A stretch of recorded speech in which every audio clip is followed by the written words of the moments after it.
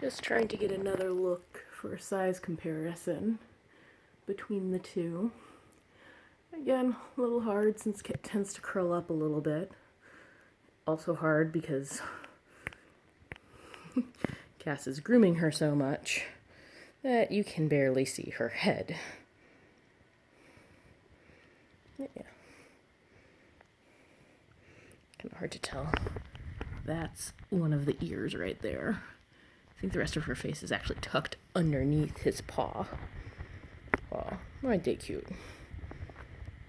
Babies. Groom, groom, groom. Thankfully it hasn't devolved in fighting, but it does frequently. Yeah, they've been chilling up here for quite some time together. Oh, babies.